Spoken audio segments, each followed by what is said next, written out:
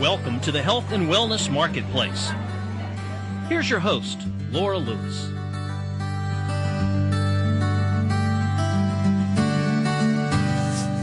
Hello and welcome to the Health and Wellness Marketplace. I'm your host, Laura Lewis. We have a great show for you today, but before we get started, I want to encourage you to visit our website, thehealthandwellnessmarketplace.com. Here you can learn more about the show, our guests, and the products we feature in the marketplace. There is also a Contact Us link that you can use to give us your feedback or submit questions that you would like answered on the show. In the marketplace today, there's definitely something fishy going on. Do I smell fish? To explain this further is Richard Lentz, founder and president of the Seagate Company.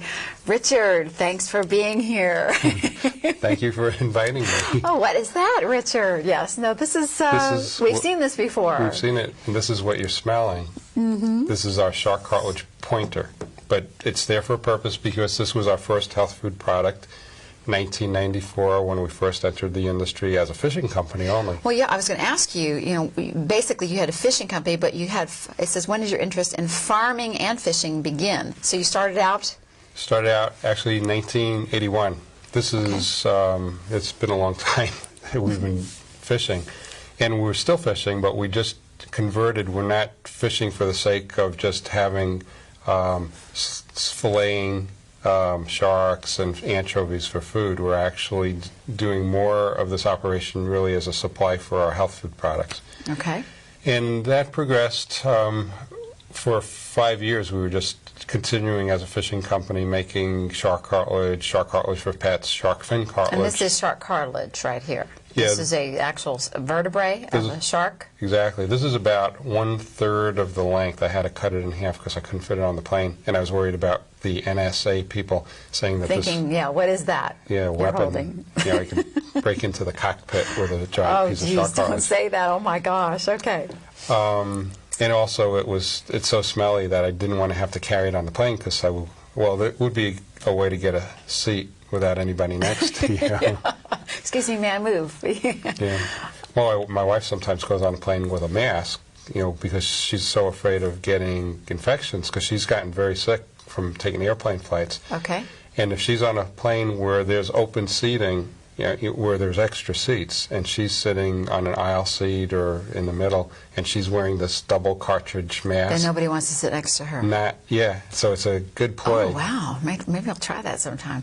Okay, so you started out in fishing, and then you also, and I didn't want to say transitioned, you added farming. Farming, yeah. There was a character who was a nutritionist that was a friend of mine that pushed us into organic farming. Literally, he was a carrot fanatic, said carrots were antifungal, antimicrobial, good for you, even though they had a high sugar index. They weren't, something that you'd have to worry about being a diabetic. So I thought, okay, that sounds like a good, proactive vegetable product, not like just growing lettuce for the sake of growing a vegetable product. This was really growing something that had a purpose behind it.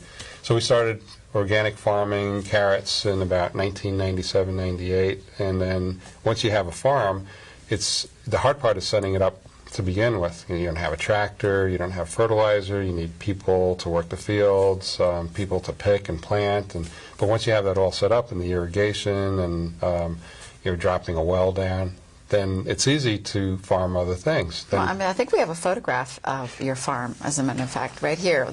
It's very impressive. That's just, one side of it. And where is this again? This is in near Ensenada in northern Baja, California. It's inland about 30 miles along they call it the Guadalupe River Valley. That's one location. This was our third location, but this one we keep, and there's one up in the mountains further back behind those mountains, probably another 60 miles south of there, which we use for growing tomatoes, and we also there grow broccoli occasionally. And as you see, it's very basic. Those poles there have barbed wire to keep the cows out, because we have, there's a little cattle ranch next door to us, but there's no other farming around us. This is not the reason we picked this part of the world is because we don't have, unlike the Imperial Valley in California or further north, the San Fernando Valley, even further north of there, where you have intensive farming operations, and you can have one guy having an organic farm, and then his neighbor is crop dusting, and you can say, well, ours is certified organic, but the stuff that's being blown over from the other farm, we don't count that because we're not the ones that are putting it on the field. Or if it's from, when they have torrential rains, what washes off from the guy uphill from you comes down. Yeah. That makes sense. That makes sense. We're going to take a break right now, Richard, but when we come back, I'd love to start talking to you about the omega-3s and essential fatty acids, too, as well. But very interesting. I can't wait to talk more about that right after this with Richard Lentz of Seagate.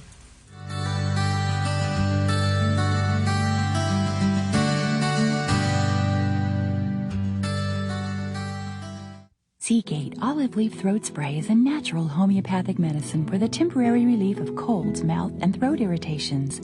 Independent laboratory testing shows olive leaf throat spray to be a potent antimicrobial without the side effects of prescription drugs.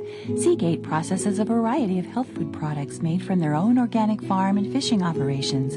Ask for Seagate in your local health food store or call toll-free 1-888-505-4283 because your health matters. Welcome back to the Health and Wellness Marketplace. I'm your host, Laura Lewis. We are talking about farming, fishing, and it is kind of funny. When we went to break, we were like, well, yes, you originated as a fisherman and ended up creating fabulous products out of shark cartilage and some other things, and then you transitioned over. I don't want to say transitioned. You added organic farming because you wanted to have pure products. I mean, it's very interesting. So to finish that up, and then we're going to circle back around and talk about why we're here today. Is this omega-3? But really important, isn't it, to be sure that you have wonderful organic products if you want to be true to what you're doing, actually. Well, fishing by itself is organic because we're just out there catching wild fish for food and then using the byproducts, the cartilage and the livers for oil. We even tested trying to use the skin from the shark after we filleted it for making, refining the skin, making leather out of it. But we found out very quickly that A, you needed a technician, like a cook, that really knew how to do it. And B, these are some of the most toxic chemicals on the planet to be doing that kind of work. And I just don't want it anywhere near the plant. And it would have been wonderful making, shark leather, but it wasn't worth it. I didn't want to have people getting sick from the chemicals either. Sure. Okay, so relative to omega-3s and those types of things, we want to talk about the benefits of omega-3 fatty acids and fatty acids in general. I mean, what is the difference between omega-3s and, let's say, the other omegas, such as omega-6 and those categories? Well, you can get the omega-3s come from fish, but there are some exceptions. There's one or two vegetables that can supply the omega-3s, but the omega-6s are you're going to get mostly from animal oil products. And the ratio, and this is the important part, it's the ratio between the omega-6 to the omega-3s in your diet that can determine whether or not you're at risk for heart disease and other problems. And what is that ratio? Well, ideally you'd want to keep it omega-6 at 4 times the level of omega-3. 4 times greater. Greater, yeah. Okay. Or less, of course, but it's really hard to get down to that level of 4 times because we're eating a lot of fat and meat products and butters, and our consumption of fish is extremely low. So a typical American diet, you're going to get 10 to 1 or 20 to 1 even of omega-6s to omega-3s. Oh, I see. So the big problem really is we normally have too much omega-6 as related to omega-3s. Yeah, I mean, they're essential fatty acids that you can't produce yourself. It's just that you should have more of one versus the ratio of the other before you start having problems.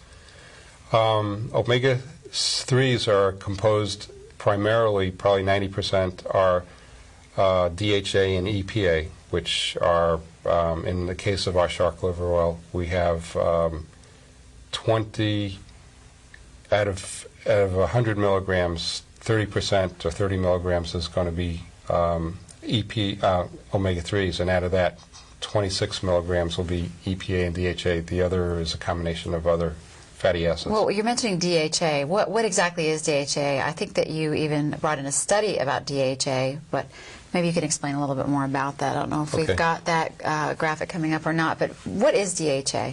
DHA is just another component. Here it is, right here. DHA supplementation can favorably influence selected cardiovascular disease risk factors in postmenopausal women, which is really more an application of DHA. DHA is just another component of omega-3s, and I should probably come and do this one time where we're looking at the components of omega-3s. We had studies done in university up in Nova Scotia where, in fact, I think... Well, we have two studies related to omega-3s in our diet. Are those the ones you're talking about? No, in particular? The first one, can we go back to that slide? I just want to see who the author of that the DHA? Yeah. Okay. Maybe we can go back to the DHA one? See if we can flip back. Yeah, there we go. It's the American Journal of Clinical Nutrition, 2004. Yeah, no, it was a different study.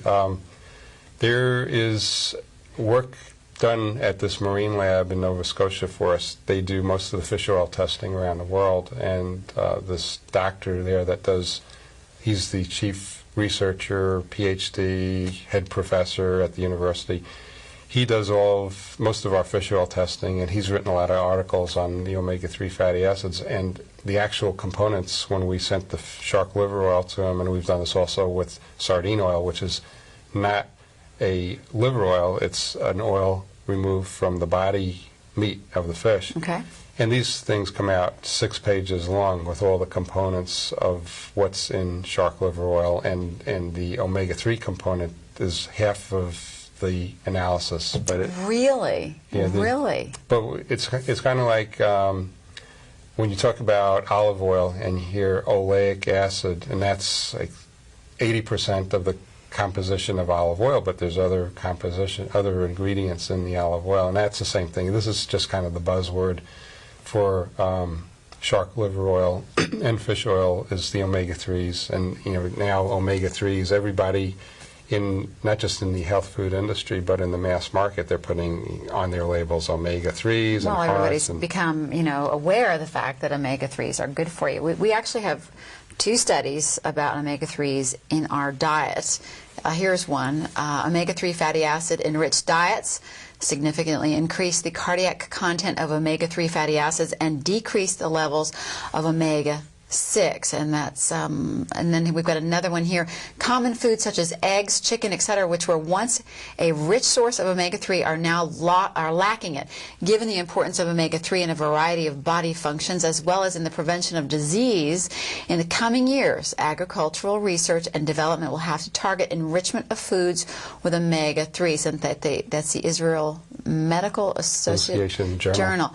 Actually, enhancing, adding. Is that what we're talking about? Are we talking about adding omega-3s to the foods in some way, or what are they talking about exactly? Well, before I started this company, I worked for a big Texas-based corporation, no longer in existence, called Zapata Corporation. Zapata, okay. And they ran 80% of the fish meal industry in the United States.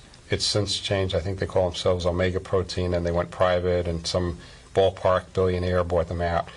But the reason that omega-3s were components of eggs and chicken is because these feed mills that were processing chicken feed were putting in fish powder or fish meal into the diet, not because of the omega-3s, but there were certain amino acids, lysine, and 4 other major ones that were being formulated into the chicken feed. And this was, we're talking big feed mills with silos and computer formulations, and what happens is fish meal is one source of these amino acids, and they know that they want to put in a certain amount just to kick up the percentage that the farmer is requesting. But as the cost of fish meal relative to other ingredients changes, the computer program is going to do a least cost analysis and kick in ingredients that might give you a substitute lysine and other amino acids. So over time, the fish source of fish meal in the chicken feed has dropped down to maybe 1 or 2% or even less. Because it wasn't... It was relatively expensive because the world price of fish meal was climbing. It was at one time $200–300 per ton, and then it went up to $500 or $600 per ton. So what the computer formula is going to do is, kick it out, 50%, and maybe force feed a little bit of it in because their client is insisting on having some component of fish in it. Okay. So you end up over time that fish is more expensive. The Chilean and Peruvian anchovy markets have the production has declined. There's less of a supply, so hence the cost goes up, and therefore the availability as a chicken feed decreases. So, I did not know that. I did not know that it used to be higher.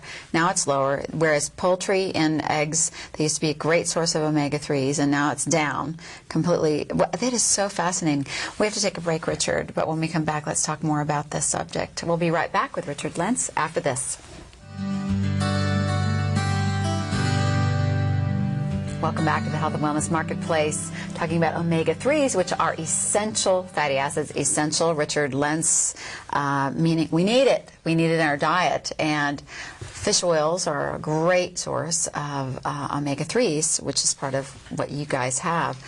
But we were talking about that. I honestly, I'm like, oh my gosh, that makes such perfect sense about what they used to feed poultry, and our eggs used to be high in omega-3s, and now no longer because of costs, the cost aspect. If they would have used in the computer formulation omega-3 as part of the component of the formulation, then it would have kicked it back in, but they weren't using it at the time, and therefore it's been kicked out. Well, that's why you see some eggs now on the market that says high in omega-3s. I mean, those are usually the ones that I'm buying because I think, well, I might as well go ahead and get those. And whereas prior to that, a long time ago, that you didn't have to put that on the eggs because it was already high. Is that correct? Yeah, exactly. Well, now there's a value to, you will be willing to pay more for those eggs. Yes. So those guys can pay more for the feed, and really the relative cost of fish meal to these other ingredients isn't that much more that they can't kick in an extra 20%, not 20% of the feed is fish meal, but an extra dose of fish meal in order to knock up the omega-3 content. Makes sense, makes sense. Now, can you prevent heart disease with omega-3s? I can't answer that, but we'll let the screen answer that. All right, one. let's take a look at that. This is a Nutrition Journal 2004. Results from epidemiologic studies and clinical trials indicate that consumption of omega-3 fatty acids, oleic acid, and folic acid have beneficial effects on health, including decreased risk of cardiovascular disease. Epidemiologic studies are just studies on live people where they're trying to determine a cause and effect. Like they'll feed people broccoli and see, does that against the control group change the relative occurrence of H. pylori bacteria? Okay. That's all they're doing. So in this case, what they were doing is feeding omega-3s and checking for a decreased incidence of heart disease. And as a manufacturer, and if I were an author, I can say that, but as a manufacturer of a product that has omega-3s, if the FDA heard me saying that myself, I would be in a lot of trouble. Okay, well, we're not going to do that today. Okay, well, other than preventing cardiovascular disease, Richard, I mean, what are the benefits to taking omega-3s? I believe that you have some studies relative to that, or a relationship. Here we go, clinical studies.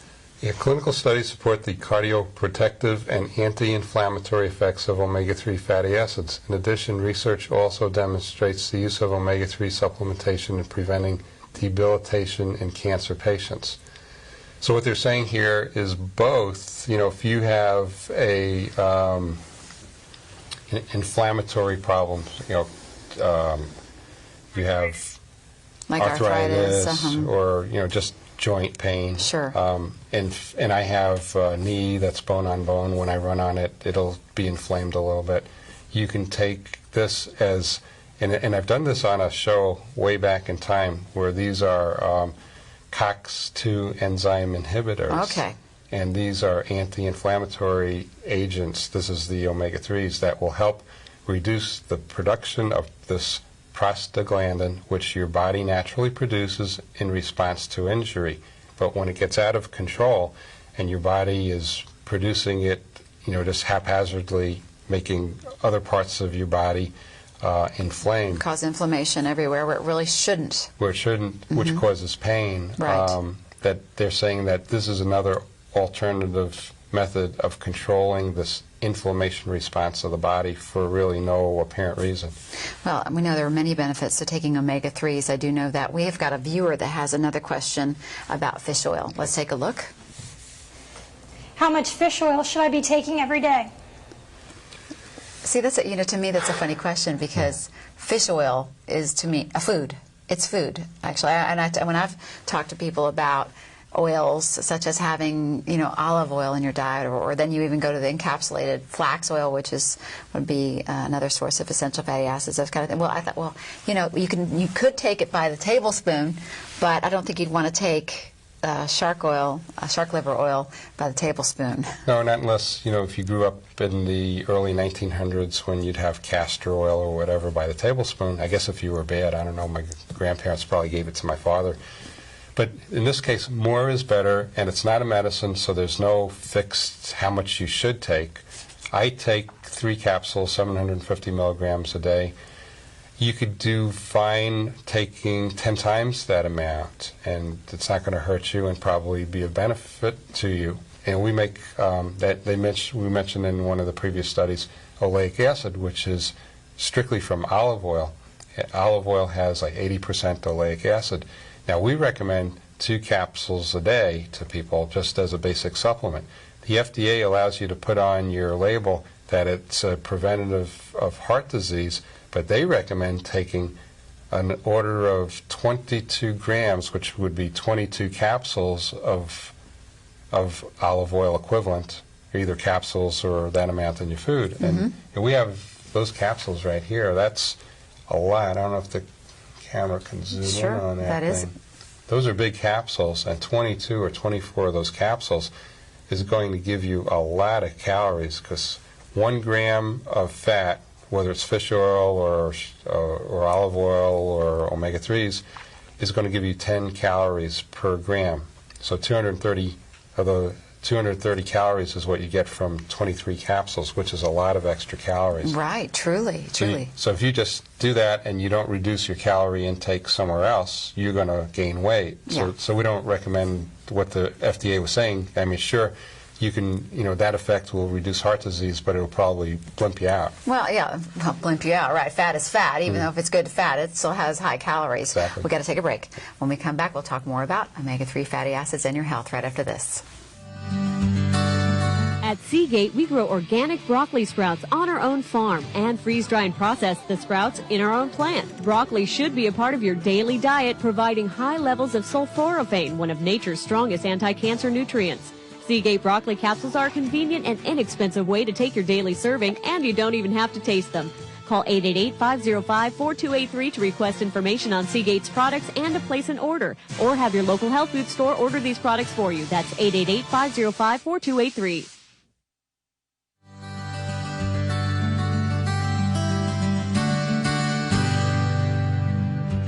Welcome back to the Health and Wellness Marketplace with Richard Lentz, talking about a fishy subject. Now, you were talking about the oleic acid, the olive oil there, and you were actually trying to define what was recommended. I believe that this was because of the study we had talked about a little while ago about the benefits of that. Here it is again. Yeah, here's a repeat. And this is not an exact science. They're just saying consumption of omega-3s, oleic acid, and folic acid have beneficial effects on heart and prevention of cardiovascular disease. Doesn't say how much really in the study. But what we're trying to do is say, okay, going back to some of these studies on the Eskimos and the Europeans that eat a lot of fish, order of magnitude, they're eating 2 to 3 fish meals a week. The Eskimos more so, but the Europeans are eating 2 to 3 fish meals a week. We aren't as Americans. We might be eating 1 or 2 meals per month. And we're not talking about drive-through fast food fried fish. No, that doesn't count as a fish meal. No. We're talking about fish that are fatty fish. That may be mackerel or salmon or dark meat from the tuna. Yeah, so you're looking at your tuna, get the dark meat. Get the dark meat, and you don't want to eat too much of that because of the mercury content. Right. So some of that's good, and I'm just trying to duplicate what I'm seeing from the Europeans is, okay, let's try to substitute how much fish oil would be the equivalent of having 2 meals of fish a week. And if you eat 7 days a week, 3 to 4 capsules of fish oil, then you're going daily. Okay. That's going to add up, and that will be the equivalent of eating a couple of fish meals per week if you're not going to eat it. Certainly, if you're going to eat fish several times a week, you're not going to need that supplement. But there's very few of us that are going to do that. Very few of us, but still, it wouldn't hurt you, I don't think, if you still continue to take it, even if you had a fish meal, right? No, you got to live. I mean, I'll have a steak once in a while. I'll get a craving. But we're eating a lot more fish in our house than before and a lot less hamburger. Yeah, which is smart, I think, definitely. Well, thank you, Richard. Thank you, again, Laura. very enlightening information, and looking forward to having you back again. Thank you. That's all we have time today on the show, folks. But if you'd like to know more about Seagate and all the amazing products they offer, you can call 888-505-GATE or 4283, or visit their website at SeagateProducts.com. Richard, thanks again for stopping by the Health and Wellness Marketplace.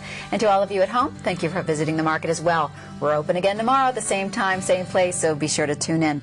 Don't forget to tell your friends about us. I'm Laura Lewis. See you next time on the Health and Wellness Marketplace. Have a great day.